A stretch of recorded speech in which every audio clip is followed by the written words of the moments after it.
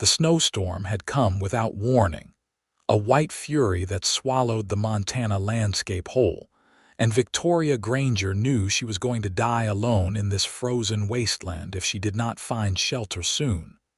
Her fingers had gone numb an hour ago, maybe two. She could not tell anymore. Time had become as meaningless as direction in this whiteout that surrounded her small wagon. The horse pulling it had collapsed a mile back, foam around its mouth, its eyes wild with exhaustion before going still. She had unhitched the poor creature with fumbling hands and pushed forward on foot, knowing that stopping meant freezing to death.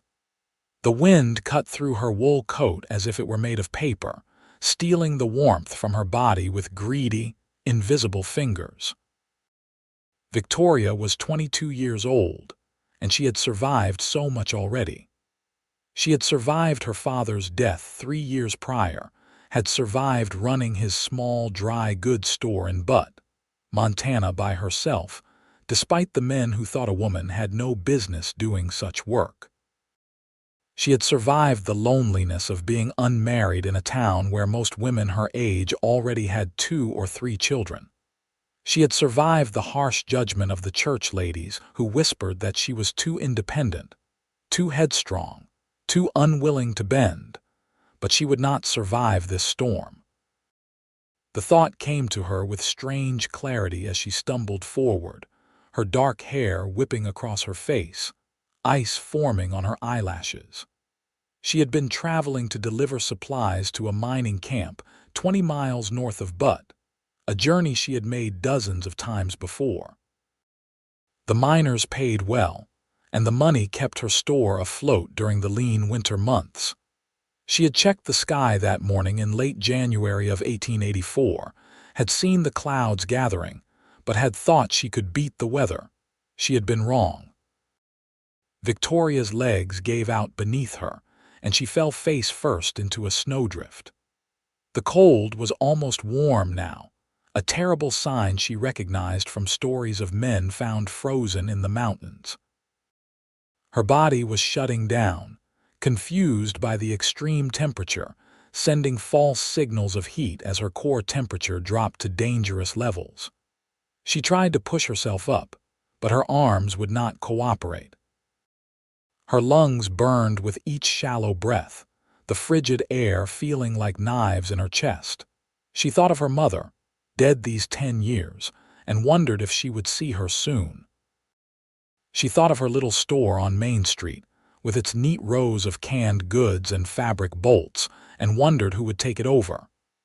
She thought of all the things she had never done, never said, never experienced. She thought she heard hoofbeats, but that had to be her imagination. No one would be out in this storm. No one would be foolish enough to travel in this whiteout. Then hands were on her, rolling her over, and a face appeared above her own.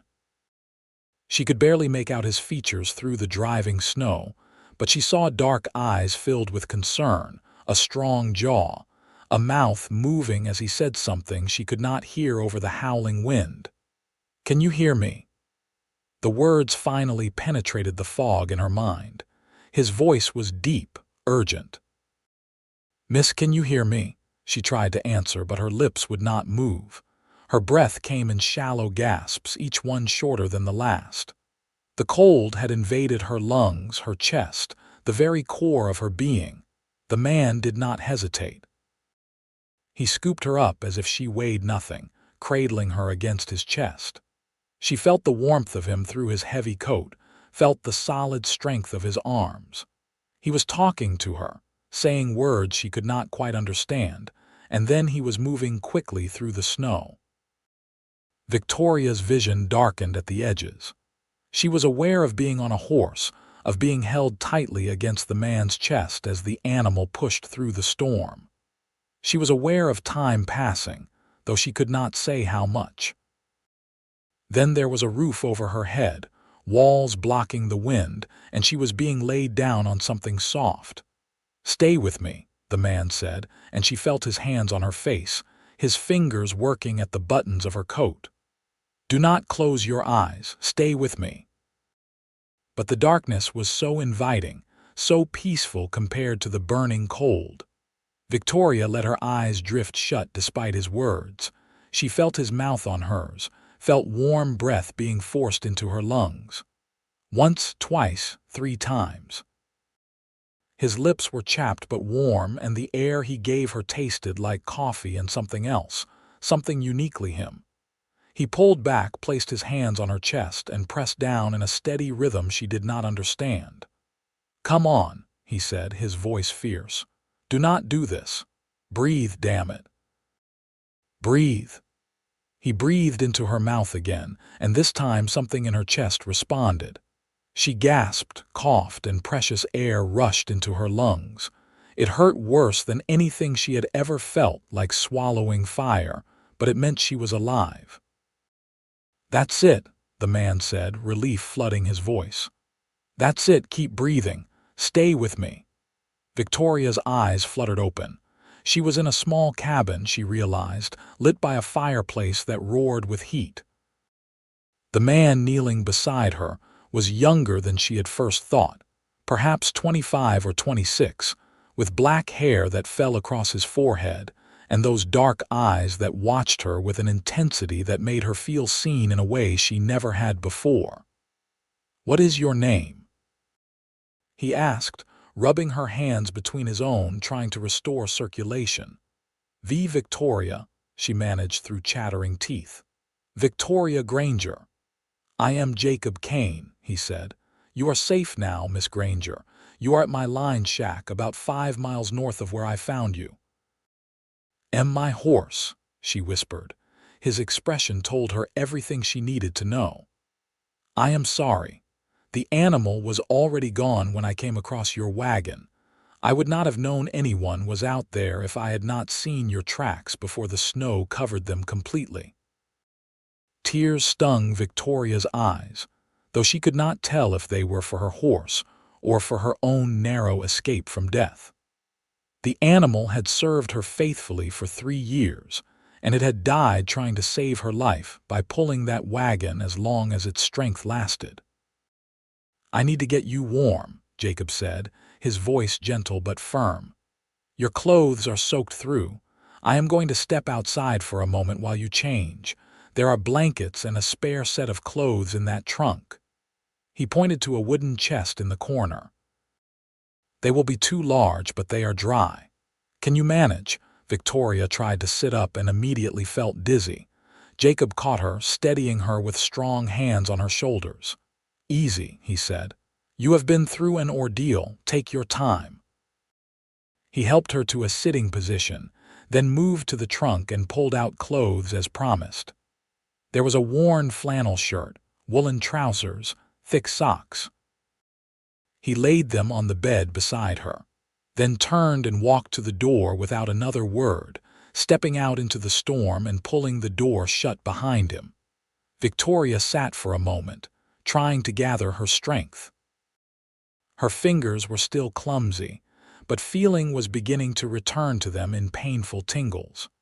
She fumbled with the buttons of her coat, managed to shrug it off, then worked at the buttons of her dress.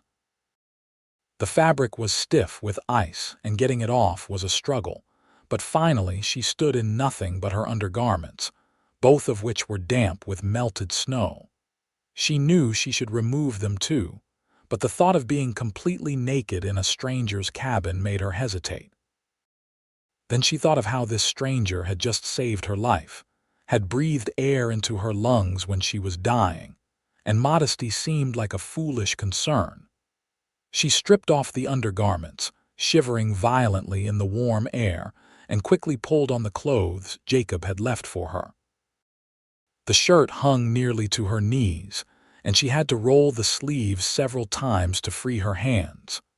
The trousers were even more comically oversized, and she had to hold them up with one hand. But they were dry and warm, and that was all that mattered. "You can come in," she called out, her voice still weak.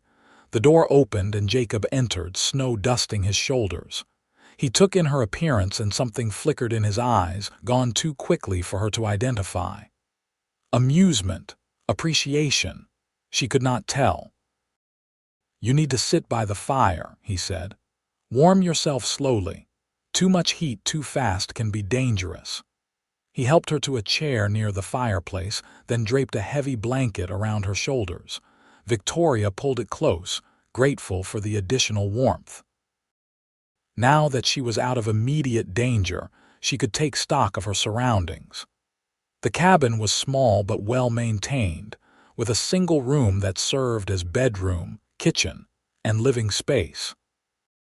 There was a narrow bed against one wall, a small table with 2 chairs, shelves lined with canned goods and supplies. A pot of coffee sat on a hook over the fire, and the smell of it made her realize how hungry she was. "How long was I out there?" she asked. "I do not know," Jacob said. He poured coffee into a tin cup and handed it to her. "Drink this slowly. When did you leave Butt?" "This morning. Early." Victoria wrapped her hands around the cup, savoring the warmth. "I was headed to the Copper Creek mining camp to deliver supplies." Jacob's eyebrows rose. "You were traveling alone, in winter." There was no judgment in his voice, only surprise, but Victoria still felt defensive. "I have made the journey dozens of times. I run a store in Butt. The miners depend on those supplies." "That is a hard life for anyone," Jacob said. "Let alone a woman on her own. I manage." Victoria took a sip of the coffee and had to suppress a grimace. It was strong enough to strip paint, but it was hot and she could feel it spreading warmth through her chest. "What were you doing out in the storm?" "This is one of several lined shacks on the property where I work," Jacob explained. He pulled the other chair closer to the fire and sat down, his long legs stretched out in front of him. "I am a cowboy for the Triple K Ranch. During winter, we rotate through the shacks, checking on the cattle sheltering in the valleys, making sure none are trapped or injured. I was heading back to the main ranch when the storm hit and decided to wait it out here." "You saved my life," Victoria said quietly. The weight of that realization was settling on her now, making her feel strange and vulnerable. "If you had not found me." "But I did find you," Jacob interrupted gently. "That is what matters." "How did you know what to do when I could not breathe?" Jacob was quiet for a moment, staring into the fire. "My brother nearly drowned when we were boys. A neighbor knew a technique he had learned in the war, a way to restart someone's breathing. He taught it to me after, said I should know it in case I ever needed it. I never thought I would." "Where is your brother now?" Victoria asked. The shadow that crossed Jacob's face told her it was the wrong question. "Dead, 3 years past, thrown from a horse." "I am sorry. So am I." Jacob stood abruptly, moving to the shelves. "You must be hungry." "It is not much, but I have beans and biscuits." Victoria wanted to protest that he did not need to feed her, that he had already done enough, but her stomach chose that moment to growl loudly. Jacob heard it and smiled, the expression transforming his serious face into something warm and approachable. "I will take that as a yes," he said. He moved around the small kitchen area with practiced efficiency, heating beans in a pot, setting biscuits on a flat stone near the fire to warm. Victoria watched him, studying this man who had appeared out of nowhere to save her life. He was tall, well over 6 feet, with broad shoulders and the lean, muscled build of someone who spent his days doing hard physical labor. His hands were large and calloused, but they moved with surprising gentleness as he prepared the food. There was a quiet competence to him that Victoria found deeply appealing, not that she should be thinking of him in such terms. She had just met the man. He had saved her life, yes, but that did not mean anything beyond the immediate circumstance. Once the storm passed, she would return to Butt and he would go back to his ranch, and they would likely never see each other again. The thought made her inexplicably sad. "Here." Jacob handed her a plate of food and a fork. "Eat slowly. Your body needs time to adjust." The beans were simple but hot, flavored with salt pork and molasses. The biscuits were a bit hard but edible when dunked in the bean broth. Victoria ate carefully, aware of Jacob's eyes on her, making sure she was not eating too fast or making herself sick.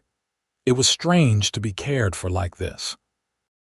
She had been on her own for so long, responsible for her own welfare, that having someone else look after her felt both foreign and deeply comforting. "Tell me about your store," Jacob said as he ate his own meal. "How did you come to run it?" Victoria set down her fork, gathering her thoughts. "It was my father's. He started it 15 years ago when we first came to Butt. My mother died when I was 12, so it was just the two of us. He taught me everything about running a business, how to order stock, how to keep books, how to deal with suppliers and customers. When he died, everyone assumed I would sell, but I could not. That store was his legacy. It is all I have left of him." "It must be difficult," Jacob said, "managing everything alone." "Some days more than others," Victoria admitted. "The men who freight supplies think they can cheat me because I am a woman. The mine owners try to negotiate lower prices. The ladies in town gossip about how I should be married instead of working, but I have proved them wrong. The store is profitable, and it serves an important need in the community." Pride colored her voice, and she saw approval in Jacob's eyes. "You are brave," he said simply. "Or stubborn," Victoria replied with a small smile. "My father used to say I was too headstrong for my own good." "I think headstrong is just another word for determined," Jacob said. "And there is nothing wrong with determination." They finished eating in comfortable silence, and Victoria felt warmth spreading through her body that had nothing to do with the fire or the food. When was the last time someone had spoken to her with such respect? When was the last time a man had looked at her as an equal rather than as someone to be managed or corrected outside? The storm continued to rage. Wind howled around the cabin, and snow piled against the walls. Jacob stood and moved to the small window, peering out into the white darkness. "We are snowed in for the night," he said. "Maybe longer if this keeps up. The drifts are already too high for safe travel." Victoria felt her face flush. "I cannot stay here. It would not be proper." Jacob turned to look at her, his expression serious. "Miss Granger, you nearly died today. Your body needs rest and warmth. Propriety matters less than survival. Besides, it is not as if anyone will know." He was right, Victoria knew, but the situation still made her uncomfortable. Not because she feared Jacob would take advantage. She already trusted him in a way that surprised her, but because of what it meant for her reputation if anyone found out. A single woman spending the night alone with a single man. The scandal would ruin her. "I can see your mind working," Jacob said gently. "Let me ease it. You take the bed. I will sleep in this chair by the fire. If anyone asks, I found you and brought you here for shelter, but I slept outside in the stable with my horse. No one needs to know any different." "You do not have a stable," Victoria pointed out. "No one else knows that." Jacob smiled, and Victoria felt something flutter in her chest. "Your secret is safe with me, Miss Granger." "Victoria," she said impulsively. "Please call me Victoria." "Victoria," he repeated, and the way he said her name, soft and deliberate, made her shiver. "And you should call me Jacob." The intimacy of using first names felt significant, like crossing an invisible boundary, but Victoria found she did not mind. This man had saved her life, had breathed air into her lungs, had seen her at her most vulnerable. Formality seemed absurd under such circumstances. "Jacob," she said, testing his name on her tongue. She liked it. As the evening wore on, they talked. Jacob told her about growing up on a small ranch in Wyoming, about learning to rope and ride before he could read, about his brother who had been his best friend and closest companion. He talked about coming to Montana after his brother's death. unable to stay in a place that reminded him so much of what he had lost. He had hired on with the Triple K Ranch 3 years ago and had been there ever since, working with cattle, living in the bunkhouse with a dozen other cowboys, saving his money with no clear plan for what he would do with it. Victoria told him about her childhood in Butte, about her father who had been a dreamer, always sure that the next business venture would make their fortune. The store had been his most successful endeavor, though it had never brought the wealth he had hoped for. She talked about teaching herself mathematics so she could keep the books, about standing up to suppliers who tried to take advantage, about the satisfaction she felt when she balanced the accounts at the end of each month and saw that she had made a profit. "You ever get lonely?" Jacob asked as the fire burned low. The question caught Victoria off guard. She started to give a polite denial, then stopped. There was something about this night, this man, that made her want to be honest. "Yes," she said quietly. "Every day. The work fills my time, but it does not fill the emptiness. I have acquaintances in town, but no real friends, no one who truly knows me." "I understand that," Jacob said. "Life at the ranch is full of people, but I am alone in the ways that matter. The other cowboys are good men, but we do not talk about anything real. We discuss cattle and weather and horses, but never feelings, never hopes or dreams." "What are your hopes and dreams?" Victoria asked. Jacob was quiet for a long moment, his dark eyes reflecting the firelight. "I want land of my own someday. Not a big spread, just enough for a small herd of cattle and a house. A real house, with rooms and windows and a kitchen that does not double as a bedroom. I want to build something that lasts, something I can be proud of." "That is a good dream," Victoria said. "What about you? What do you want?" Victoria had to think about that. She had been so focused on survival, on keeping her father's store running, that she had not allowed herself to dream beyond the immediate future. "I want to matter," she said finally. "I want to build something important, something that helps people and lasts beyond my lifetime, and I want—" She hesitated, then pushed forward. "I want someone to share it with, someone who sees me, truly sees me, and loves what he finds." The words hung in the air between them, too honest, too revealing. Victoria felt exposed, as if she had shown Jacob something precious and fragile. "You deserve that," Jacob said softly. "All of it." Their eyes met across the small space, and Victoria felt something shift in the air, a charge of possibility and promise. But before either of them could speak, a gust of wind shook the cabin, rattling the shutters and reminding them of the storm still raging outside. "You should sleep," Jacob said, standing. "Take the bed. I will be fine in the chair." Victoria wanted to protest, but exhaustion was pulling at her now, her body demanding rest after the trauma of the day. She moved to the narrow bed, still wrapped in the blanket, and lay down fully clothed. The mattress was thin but comfortable, and the quilts Jacob piled on top of her were heavy and warm. "Thank you," she said, looking up at him in the dim firelight, "for everything. I owe you my life." "You owe me nothing," Jacob replied.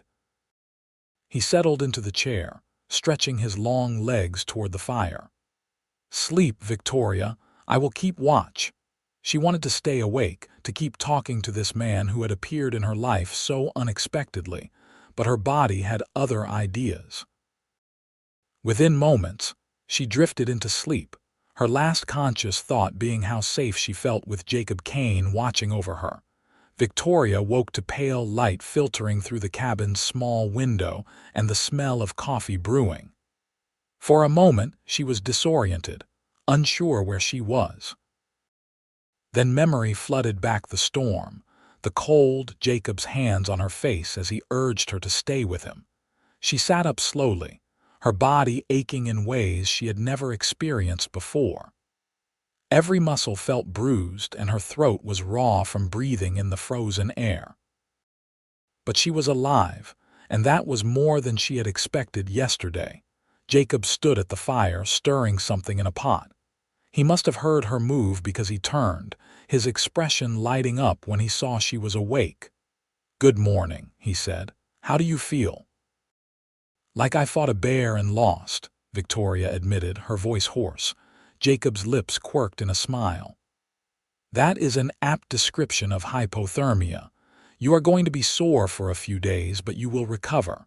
I have some willow bark tea brewing. It will help with the aches." He poured her a cup of the tea, and Victoria accepted it gratefully. The bitter liquid was not pleasant, but it was warm, and she could already feel some of the tension in her muscles beginning to ease. "What time is it?" she asked.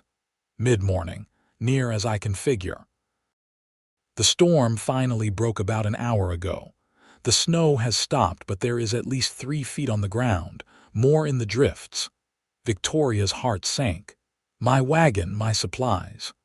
"I will ride out and check on it," Jacob said. "But Victoria, you need to prepare yourself.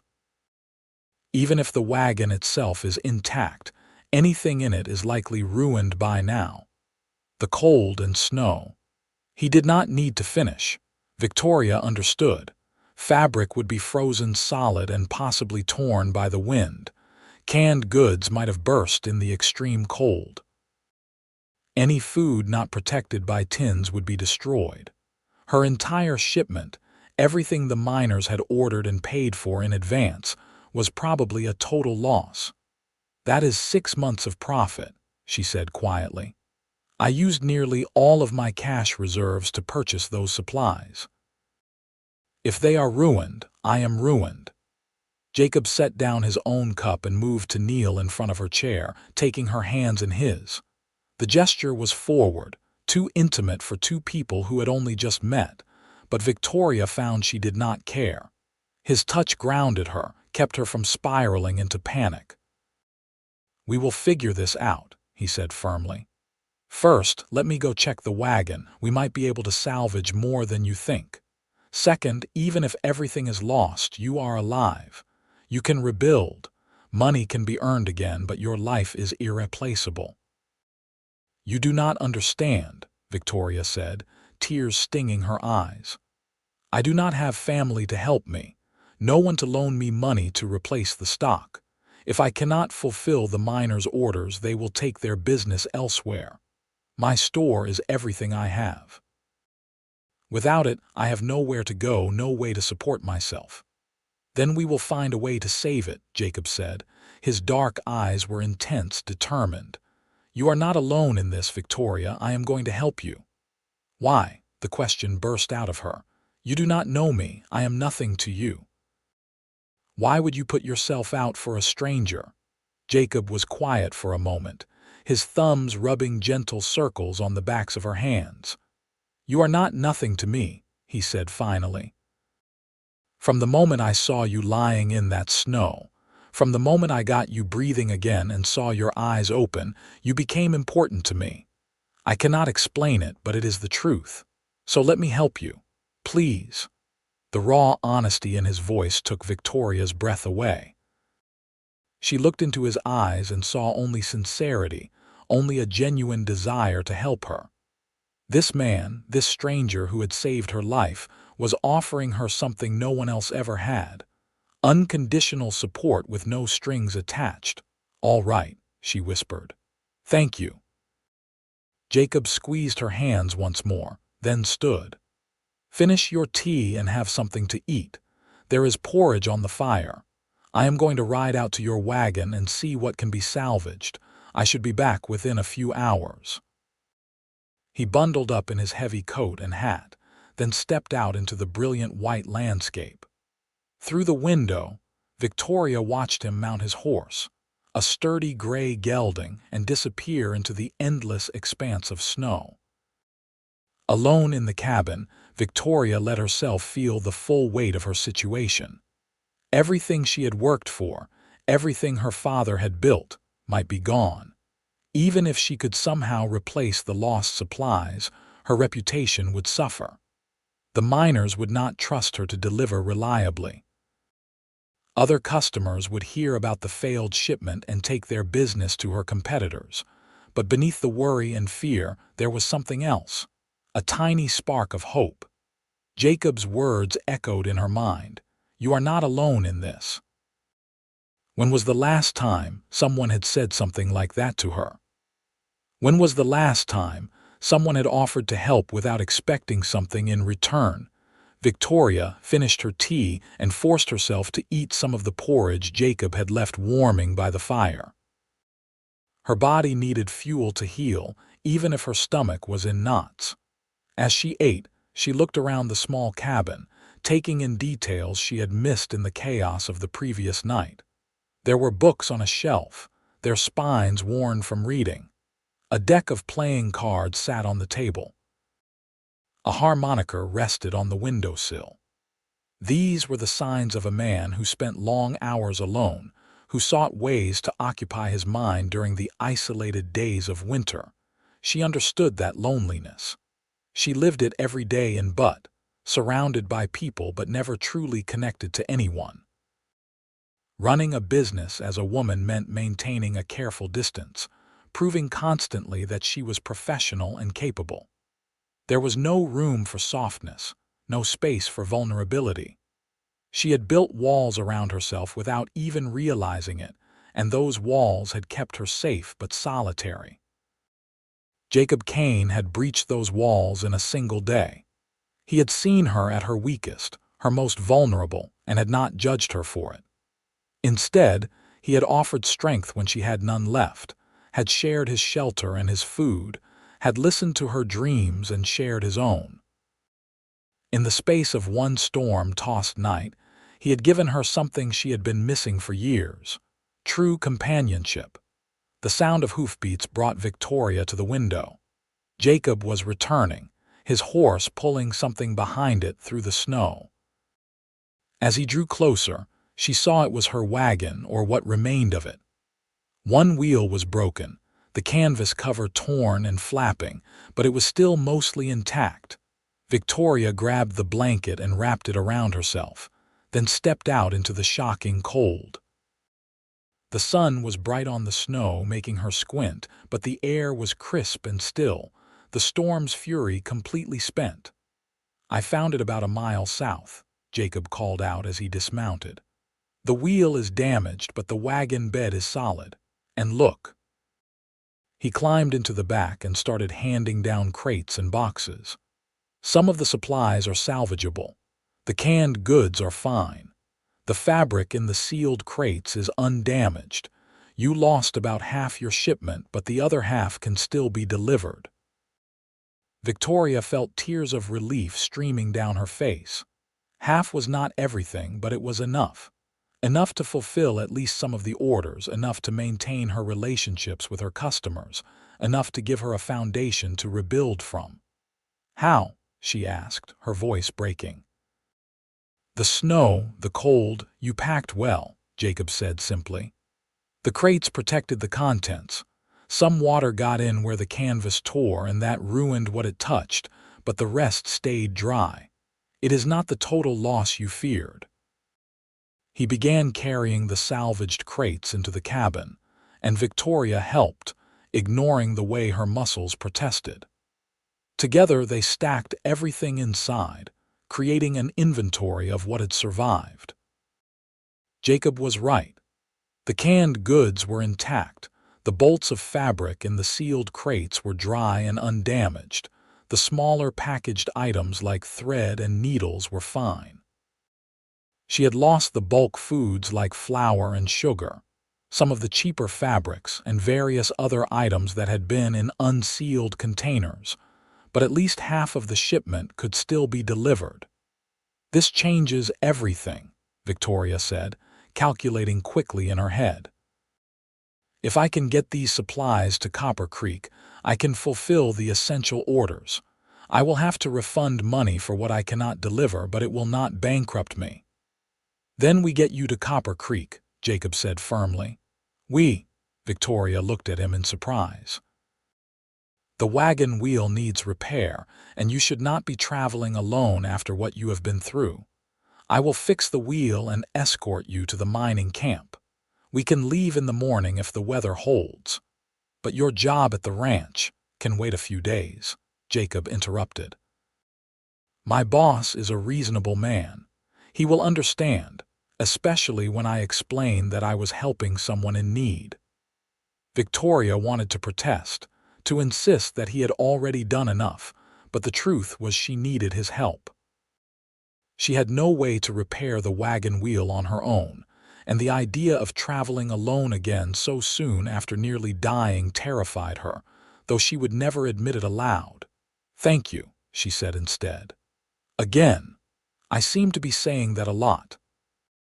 "You can repay me with dinner when we get to Butte," Jacob said, and there was something in his eyes that made Victoria's heart skip. "A real dinner in a real restaurant where we can talk without worrying about storms or survival." "That sounds wonderful," Victoria said softly. They spent the rest of the day in companionable activity. Jacob worked on the wagon wheel, fashioning a temporary repair that would hold until they reached the mining camp. Victoria organized the supplies, making lists of what had survived and calculating what she owed each customer. As the afternoon wore on, they talked, the conversation flowing easily between them.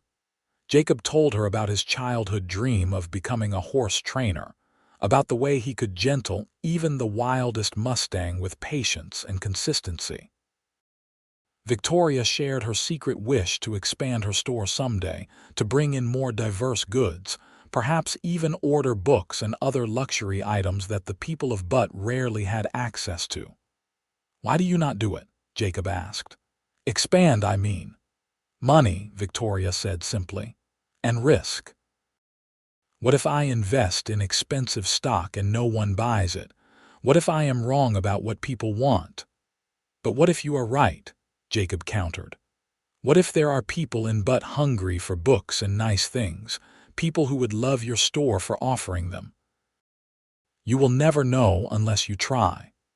His faith in her was intoxicating. Victoria had spent so long doubting herself, second-guessing every decision, that having someone encourage her dreams felt revolutionary.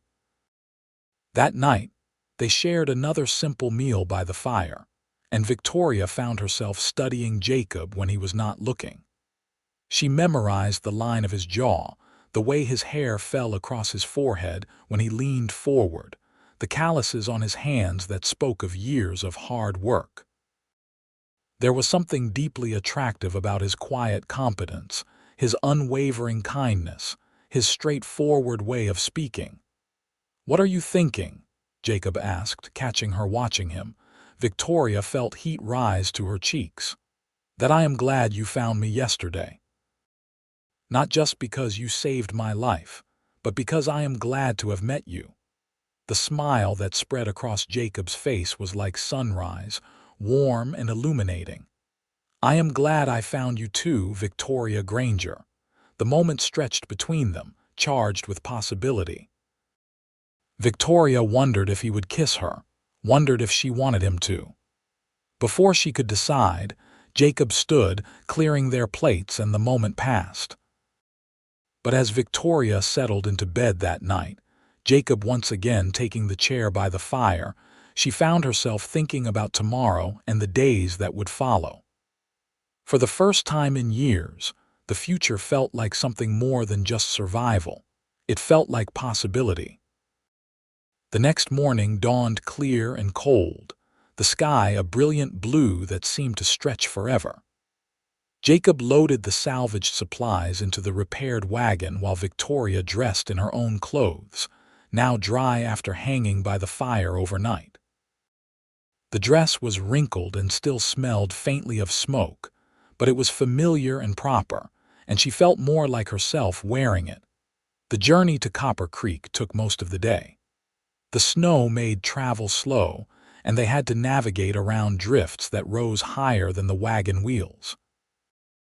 Jacob's horse pulled steadily, and Victoria walked alongside the wagon when the terrain got rough, not wanting to add unnecessary weight. They talked as they traveled. the conversation never lagging. Jacob told her stories about his adventures working cattle, about rounding up strays in summer thunderstorms and winter blizzards. Victoria shared memories of her father, stories she had not told anyone in years, and found that speaking them aloud to Jacob made them feel alive again instead of painful. "He would have liked you," she said at one point. "My father, I mean. He appreciated people who worked hard and spoke honestly." "I think I would have liked him too," Jacob replied. "Any man who raised a daughter as capable and brave as you must have been remarkable." The compliment warmed Victoria more than the winter sun ever could. They reached Copper Creek as the sun was beginning to set, painting the snow-covered landscape in shades of pink and gold. The mining camp was a rough collection of buildings clustered in a narrow valley, with the entrance to the copper mine visible as a dark opening in the hillside. Smoke rose from dozens of chimneys, and Victoria could hear the sound of men's voices and the clang of metal on metal. The camp manager, a burly man named Thomas Riley, greeted them with surprise and relief. "Miss Granger, we heard about the storm and feared the worst. Are you all right?" "I am well, thanks to Mr. Kane," Victoria said, gesturing to Jacob. "He rescued me from the storm and helped salvage what he could of your supplies." She explained the situation, showing Riley what had survived and what had been lost. To her relief, the manager was understanding. "The important thing is that you are safe," Riley said. "We can make do with what you have brought. The men have been rationing their supplies in anticipation of your arrival, so what you have here will see us through until the next shipment." He paid her for the delivered goods, and Victoria carefully refunded the money for the lost items. It hurt to hand back cash she had already spent in her mind, but it was the right thing to do, and it would preserve her reputation with the miners. Riley insisted they stay the night in one of the camp's guest cabins, and this time, Victoria had her own small room while Jacob bunked with some of the miners. It felt strange to sleep alone after 2 nights with Jacob's presence in the same room, and Victoria found herself missing the sound of his breathing, the sense of safety his watchfulness provided.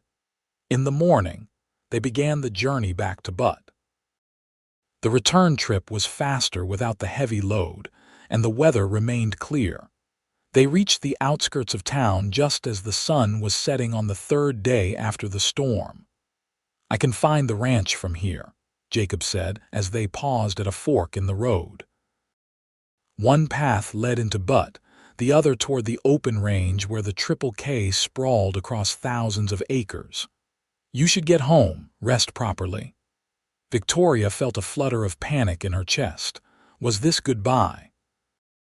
After everything they had shared, would Jacob simply ride away and disappear back into his cowboy life? "You promised me dinner," she said, the words tumbling out before she could stop them. "In a real restaurant." Jacob's face broke into that sunrise smile she was coming to treasure. "That I did. Tomorrow evening. I need to check in with my boss and make sure I still have a job, but I can be back in town by 6 o'clock. There is a restaurant on Main Street, 2 doors down from my store," Victoria said. "The food is simple but good. I will be there." Jacob hesitated, then reached out and took her hand. His touch sent electricity up her arm. "Victoria, these past few days, getting to know you, it has meant something to me. I hope you feel the same." "I do," Victoria whispered. "Very much." "Then this is not goodbye," Jacob said. "It is just until tomorrow." He brought her hand to his lips and kissed her knuckles, a gesture so old-fashioned and courtly that it made Victoria's heart flutter. Then he released her hand, tipped his hat and rode off toward the ranch, his gray horse kicking up snow as they cantered into the gathering darkness. Victoria drove her wagon the rest of the way to town, her mind spinning. In the space of 3 days, her entire world had shifted. She had nearly died, had been saved by a stranger, had discovered a connection with someone that felt deeper and more real than anything she had experienced before. Jacob Kane had appeared in her life like a miracle, and now he was promising that their story was not over. She returned the wagon to the livery stable, explaining to the stable owner about her lost horse and promising to settle the account in the morning. Then she walked to her store, letting herself in through the back entrance. Everything was exactly as she had left it 4 days ago, but somehow it all looked different now. The neat shelves, the carefully organized stock, the tidy desk where she kept her accounts, it all seemed smaller somehow, less significant than it had before. Victoria climbed the narrow stairs to her living quarters above the store, a simple 2-room apartment that had always felt like enough. Now, seeing it through fresh eyes, she noticed how sparse it was, how impersonal. There was nothing here that spoke of hopes or dreams, nothing that marked this space as uniquely hers. It was a place to sleep and eat, nothing more. She thought of Jacob's dream of owning land and building a house, a real house with rooms and windows. She thought of how his eyes had lit up when he talked about it, the longing in his voice. And she thought of her own half-articulated dreams, the ones she barely let herself acknowledge. She did not just want to run a store. She wanted to build something meaningful, something that connected people and enriched lives. She wanted to matter, yes, but more than that, she wanted to share her life with someone who understood her, who saw her strengths and did not flinch from them. Someone like Jacob Kane. The thought should have scared her. She had known the man for 3 days. 3 days. That was not enough time to truly know someone, let alone fall in love with them. But Victoria could not deny what she felt. In those 3 days, she and Jacob had shared more honesty, more genuine connection than she had experienced in years of living in Butt. They had talked about real things, deep things, and he had never once made her feel like she should be less than she was. Victoria slept poorly that night, her dreams full of dark eyes and strong hands and a deep voice saying, "Stay with me." The next day passed with agonizing slowness. Victoria threw herself into work, taking inventory of the store's stock, updating her books, serving the customers who came in with their usual orders. But her mind kept wandering to the evening ahead, to seeing Jacob again. At 5 o'clock, she closed the store and went upstairs to change. She owned 3 good dresses, and she chose the nicest one, a deep blue wool with black trim that her father had given her 2 Christmases before he died. She had worn it perhaps twice since then, having no occasion that warranted such finery. She brushed out her long, dark hair and pinned it up in a style more elaborate than her usual practical bun. She even dabbed a bit of rose water on her wrists, a luxury she rarely indulged in. When she looked at herself in the small mirror over her washstand, she barely recognized the woman staring back. Her cheeks were flushed with anticipation, her green eyes bright, her lips curved in an unconscious smile. She looked young and hopeful and alive in a way she had not seen in her own reflection for years. Victoria arrived at the restaurant 10 minutes early, too nervous to wait any longer. The proprietor, a kind older woman named Mrs. Chen, greeted her warmly and showed her to a table by the window. The restaurant was modest but clean, with checkered tablecloths and simple wooden furniture. It served miners and cowboys and shop owners, filling their bellies with hearty food at reasonable prices. Victoria ordered coffee and tried not to watch the door, but her eyes kept straying to it. What if Jacob did not come? What if his boss had not been understanding about his absence? What if he had changed his mind, decided that whatever connection they had shared in the isolation of the line shack did not translate to real life? Then the door opened and Jacob walked in, and all of Victoria's worries evaporated. He had cleaned up, she saw immediately. His dark hair was freshly washed and combed back from his face. He wore a clean shirt and vest, his boots polished, his hat in his hands. He looked around the restaurant, his eyes searching, and when they found Victoria, his entire face transformed with pleasure. "Victoria," he said as he reached her table, "you look beautiful. Thank you." Victoria felt heat rise to her cheeks. "Please sit." Jacob settled into the chair across from her, and Mrs. Chen appeared immediately to take his order. They both requested the evening special, a beef stew with fresh bread and more coffee. When the proprietor disappeared back into the kitchen, Jacob reached across the table and took Victoria's hand.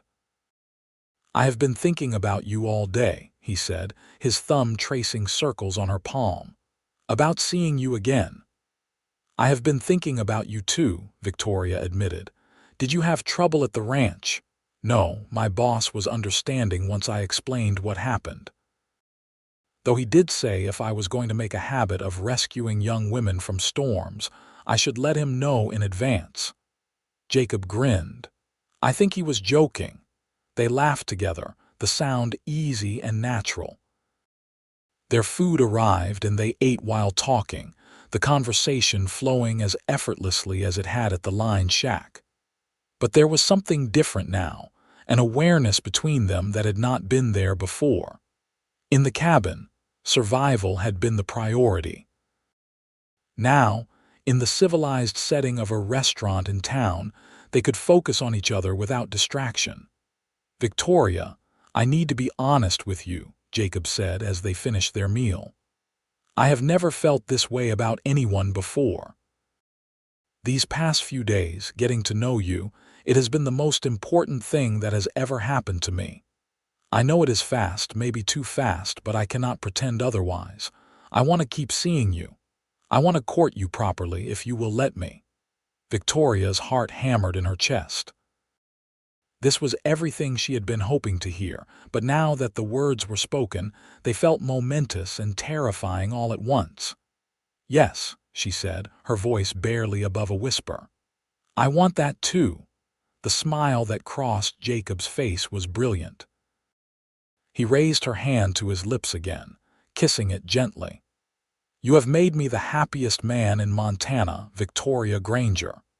They lingered over coffee until Mrs. Chen politely indicated that the restaurant needed to close for the night. Jacob paid for their meal despite Victoria's protests, then offered her his arm to walk her home. The streets of Butte were quiet in the winter evening, most people already inside against the cold.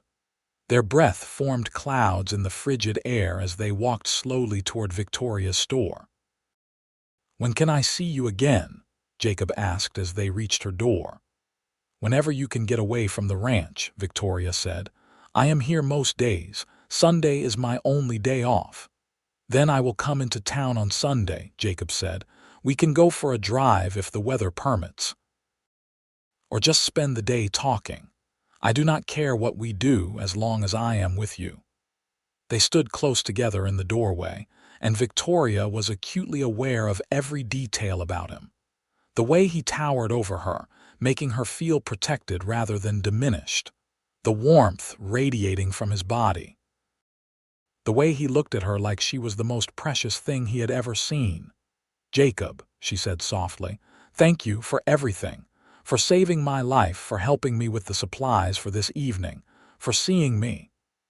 "I will always see you, Victoria," he said, his voice low and intense. "From the moment I found you in that storm, you have been the most vivid, real thing in my world." He leaned down slowly, giving her time to pull away if she wanted. Victoria did not want to pull away. She rose on her toes to meet him, and when their lips touched, it felt like coming home. The kiss was gentle at first, tentative, a question and an answer all at once. Then Jacob's arms came around her, pulling her close, and Victoria melted against him, her hands finding their way to his shoulders. The kiss deepened, becoming something warm and sweet and full of promise. When they finally parted, both of them were breathing hard, their faces flushed despite the cold. "Sunday," Jacob said, his voice rough with emotion. "I will be here Sunday morning." "I will be waiting," Victoria promised.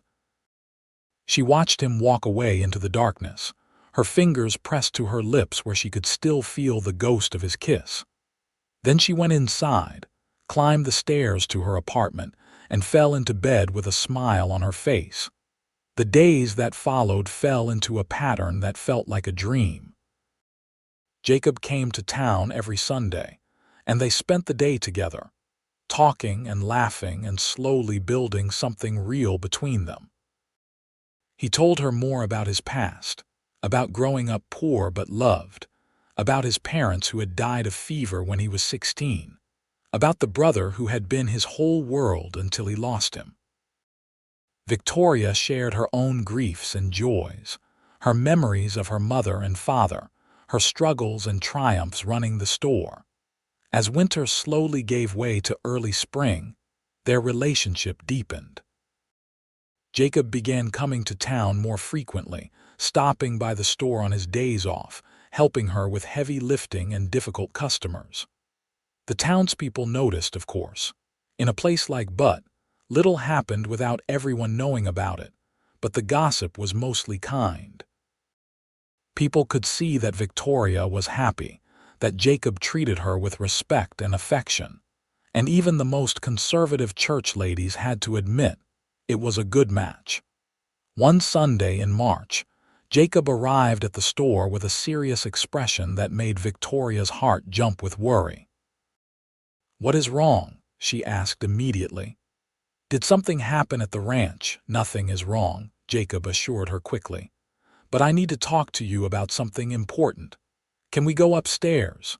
Victoria led him to her small apartment, her mind racing through possibilities. Was he leaving Montana? Had he gotten a job offer somewhere else? Was he going to end their courtship? Jacob sat on the simple sofa that was the apartment's only seating, and Victoria sat beside him, her hands folded tightly in her lap. "Victoria, you know how I told you I have been saving my wages?" Jacob began. She nodded. They had talked about his savings several times, about his dream of buying land someday. "I have been looking at property," Jacob continued. "There is a parcel for sale about 10 miles east of here, 160 acres with a creek running through it. Good grazing land, some timber for building. The price is more than fair. I have enough saved for a down payment, and the owner is willing to carry the note for the rest." Victoria felt her heart sink. This was it. He was telling her he was leaving, going off to start his own ranch. Their courtship had been wonderful, but he had a dream to pursue, and she understood that. She would not hold him back. "That sounds perfect," she made herself say. "Your own land, your own place, you must be so excited." "I am," Jacob said. "But Victoria, I am not telling you this because I am leaving. I am telling you because I want you to come with me." Victoria stared at him, not understanding. "Come with you," Jacob took her hands, holding them tightly. "Marry me, Victoria. Be my wife. We can build a life together on that land. You can keep your store if you want it, hire someone to manage it, or sell it and use the money to help build our ranch, or start a new store closer to our property. I do not care what we do with the details as long as we do them together. You want to marry me?" Victoria's voice was barely a whisper. "More than I have ever wanted anything," Jacob said. His dark eyes burned with intensity. "I love you, Victoria Granger. I have loved you since I held you in my arms during that storm and felt your breath come back. I have loved you through every conversation, every laugh, every moment we have spent together. I want to spend the rest of my life loving you. Will you marry me?" Tears were streaming down Victoria's face, but they were tears of joy. "Yes," she said. "Yes, Jacob, I will marry you. I love you too so much." Jacob let out a whoop of joy and pulled her into his arms, kissing her with a passion that took her breath away. When they finally pulled apart, both of them were laughing and crying at the same time. "I do not have a ring yet," Jacob said apologetically. "I wanted to ask you first, make sure you said yes before I spent the money." "I do not need a ring," Victoria said. "I just need you." But Jacob insisted, and the next day they went together to the small jewelry shop in Butt. Victoria chose a simple gold band with a small diamond, nothing ostentatious, just something that would mark her as Jacob's and him as hers. He bought a matching band for himself, and the jeweler promised to have them ready within the week. They set a date for the wedding, the last Sunday in April. That gave them just over a month to make arrangements. It was a short engagement by conventional standards, but neither of them wanted to wait. They had already wasted too much time living separate lives before fate had brought them together in that storm. Victoria decided to keep the store but hire someone to manage it, at least initially. The income would help them establish the ranch, and she could not quite bear to part with the business her father had built. She interviewed several candidates and eventually hired a young woman named Sarah, who had been working at the general store across town and was eager for more responsibility. Jacob gave notice at the Triple K Ranch, thanking his boss for years of good employment, but explaining that he was ready to start his own operation.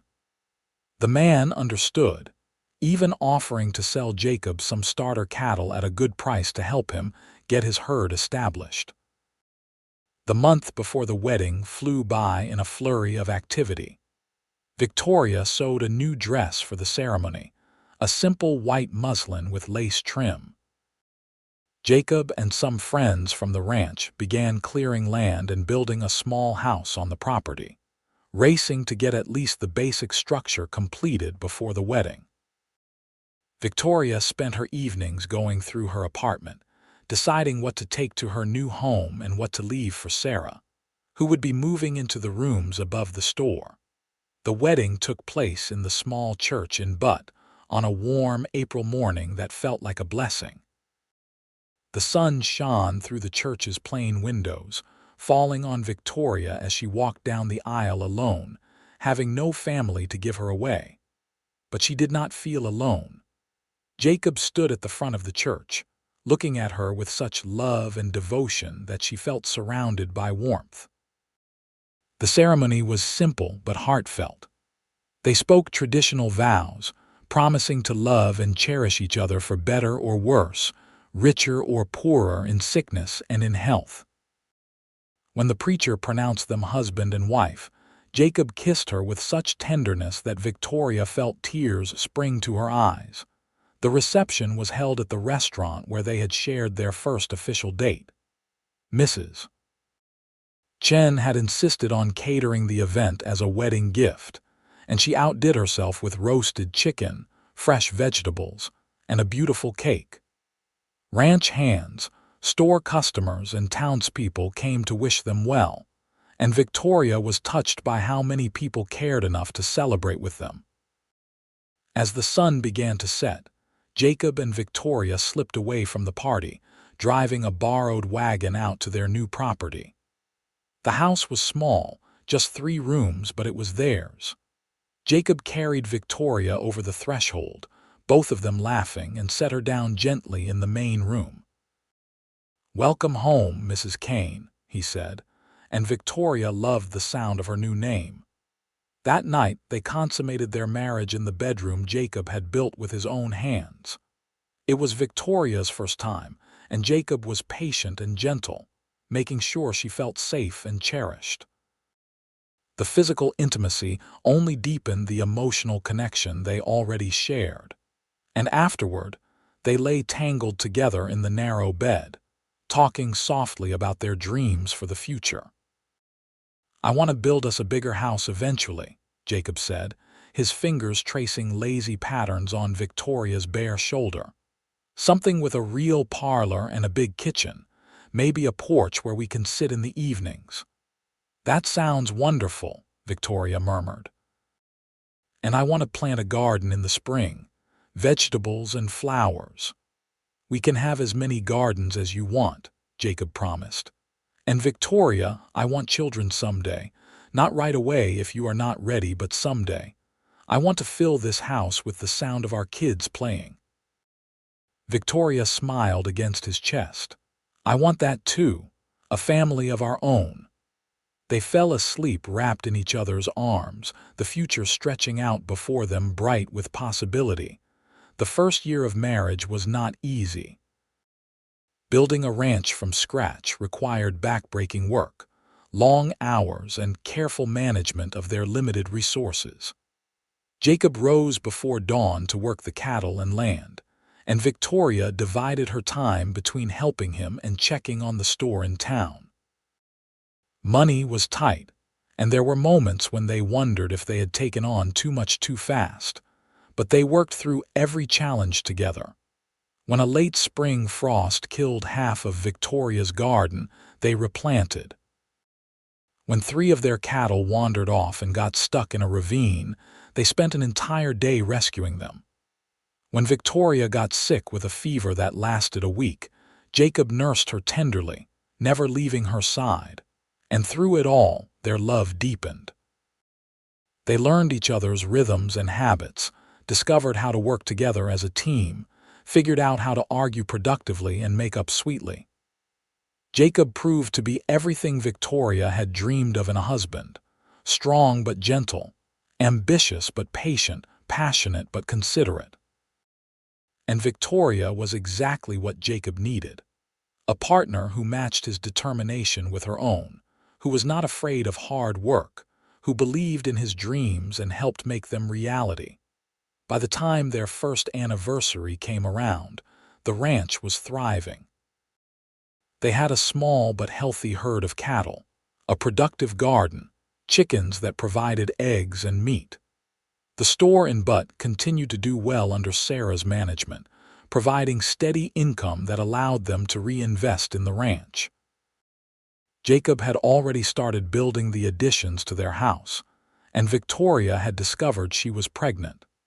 She told him on the evening of their anniversary, as they sat on the porch he had just finished building, watching the sunset paint the sky in shades of orange and pink.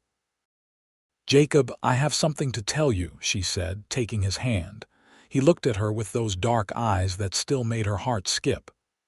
"What is it?" "We are going to have a baby. I am almost 3 months along." For a moment, Jacob just stared at her.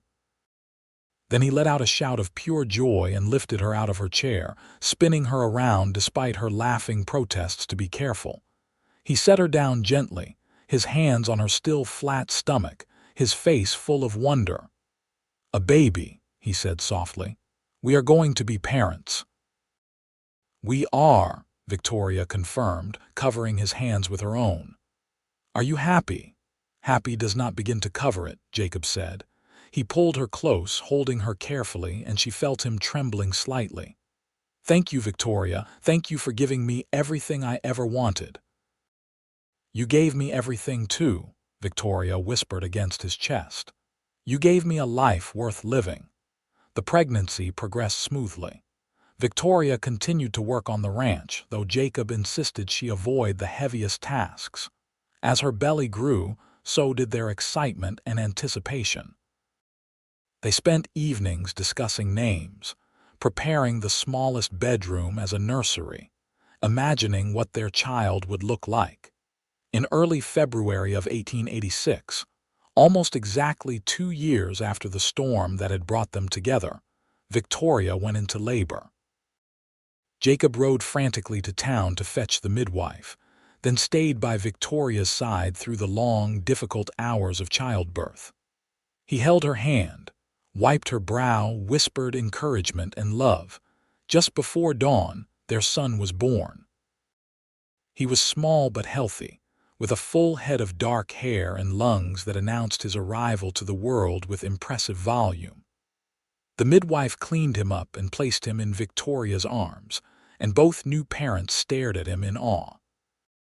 "He is perfect," Victoria breathed, touching the baby's tiny fingers. "He looks like you," Jacob said, his voice thick with emotion. "He has your hair," Victoria countered. She looked up at her husband, saw tears streaming down his face, and felt her own tears fall. We made a person, Jacob. A whole person.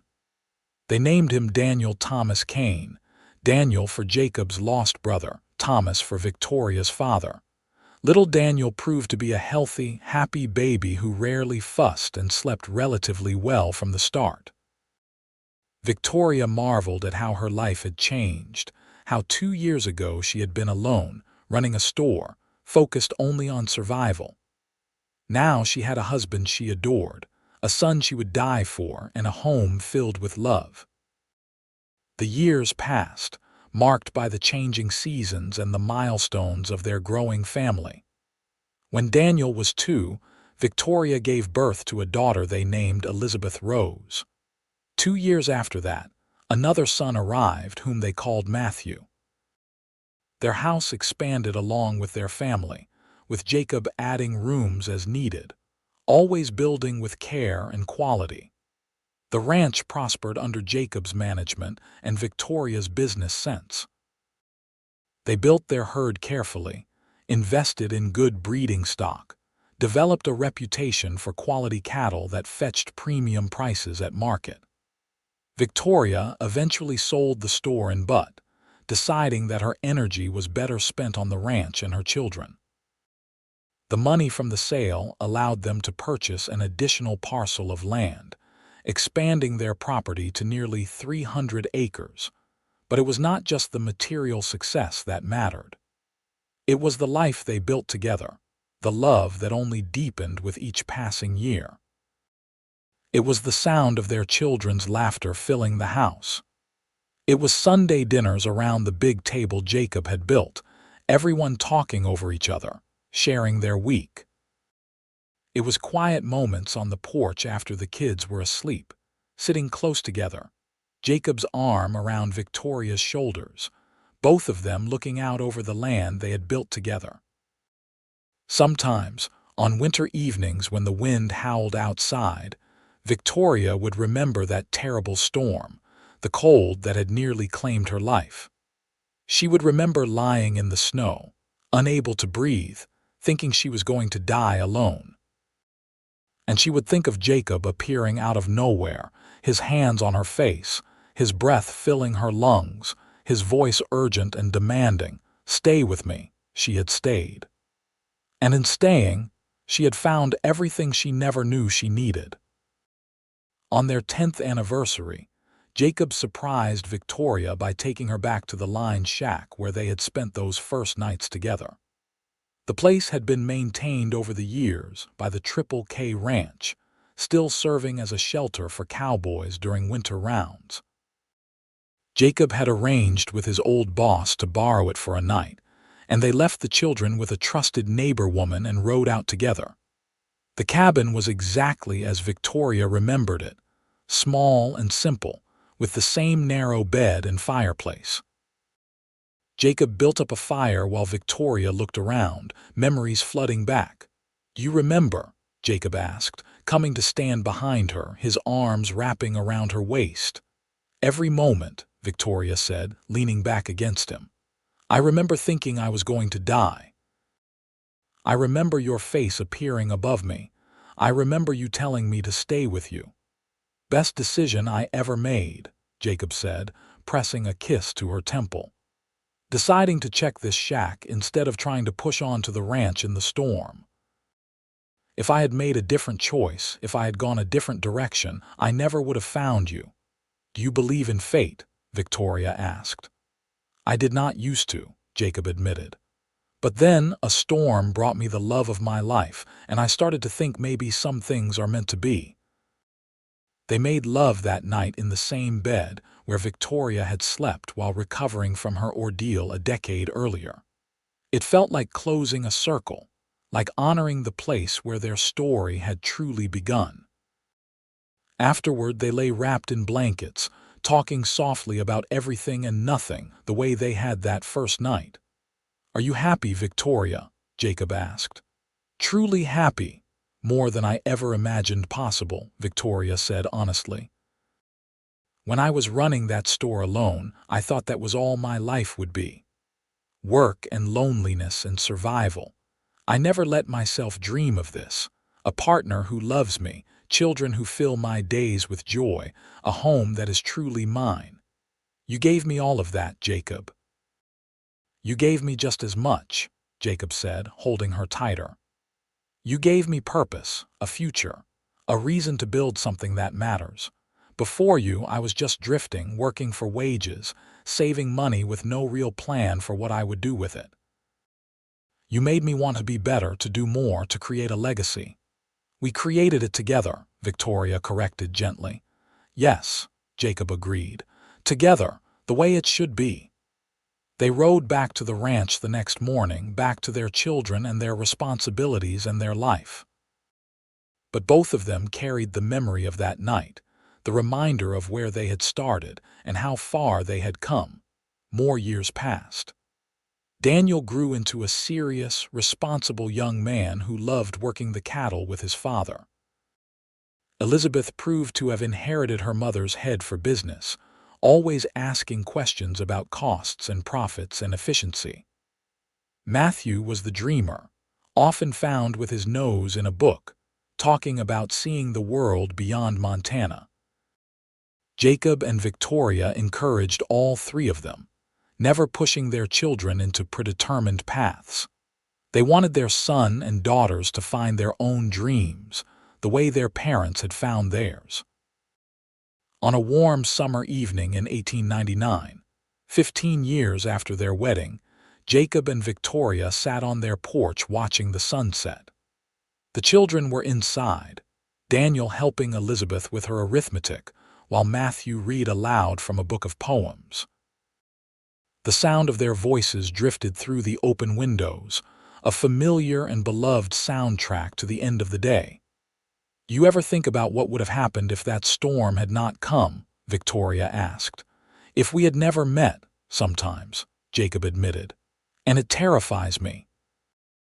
I cannot imagine my life without you in it. I do not want to imagine it. I feel the same way, Victoria said. She was 46 now, her dark hair threaded with silver, fine lines around her eyes.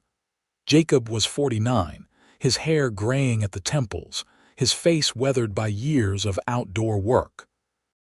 But when they looked at each other, they saw past the aging exteriors to the people they had been when they met, and the people they had become together. We have built something good here, Jacob said, gesturing at the ranch spread out before them. The house was large and comfortable now, with 6 bedrooms and a real parlor. The barns and outbuildings were well maintained and functional.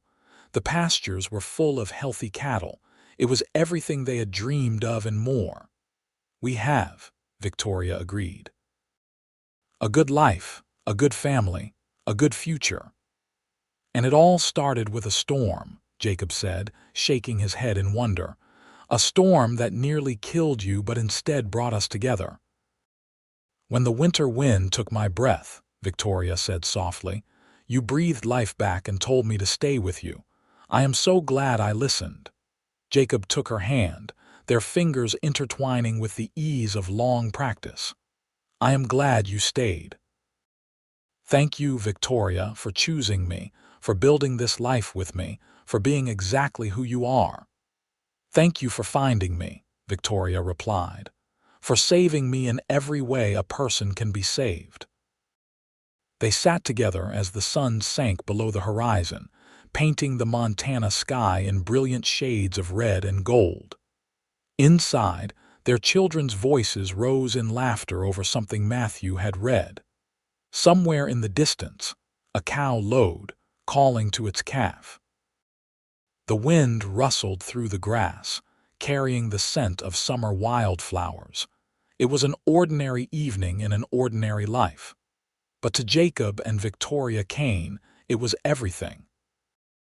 It was the dream they had built together from that first night when a storm had brought them together and changed both their lives forever. They had started with nothing but hope and determination. 2 people who had been lonely and lost, searching for something they could not quite name. And they had found it in each other. They had found love and partnership, passion and comfort, challenge and support. They had built not just a ranch but a life, not just a family but a legacy. As the stars began to appear in the darkening sky, Victoria leaned her head on Jacob's shoulder, and he rested his cheek against her hair. No words were needed. They had said everything that mattered over the years, in conversations long and short, in moments of crisis and moments of peace. The winter wind had taken her breath all those years ago, on a frozen trail in the middle of a Montana blizzard. But Jacob Kane had breathed life back into her, had urged her to stay with him, and in doing so had given her everything she never knew she needed.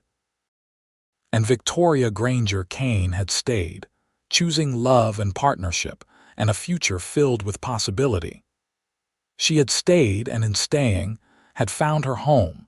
The story of how they met became family legend, told and retold to their children and eventually their grandchildren. Daniel married a rancher's daughter and took over the cattle operation. Elizabeth became a teacher, educating children in the growing town that had sprung up near their ranch.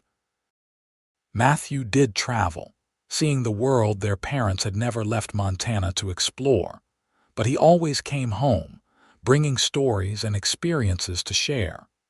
Jacob and Victoria grew old together on the ranch they had built, their love never diminishing even as their bodies slowed with age. They took their last breaths within a year of each other, Jacob going first in his sleep at age 72, Victoria following the next winter, unable to imagine life without her partner. Their children buried them on a hill overlooking the ranch, two simple headstones side by side, just as they had been in life. And every winter, when the first big storm came howling across the Montana landscape, the family would gather by the fire and remember. They would remember the storm that had nearly claimed their mother and grandmother, the cowboy who had saved her, and the love story that had grown from those desperate moments in the snow. It was a story of survival and salvation, of two lonely people finding each other when they needed it most. It was a story of building something from nothing, of partnership and perseverance, of love that endured through decades of challenge and change. But most of all, it was a story of choosing to stay. When the winter wind had taken Victoria's breath and Jacob had breathed life back, he had asked her to stay with him. And she had chosen yes, not just in that moment but every day after for the rest of her life. That choice, made in a frozen wasteland during a Montana blizzard in 1884, echoed through generations. It shaped a family, built a legacy, and proved that sometimes the most important decision we ever make is simply to stay, to choose love even when it would be easier to let go, to build a future with someone who sees us truly and loves what they find. Victoria had stayed. And in staying, she had found her forever.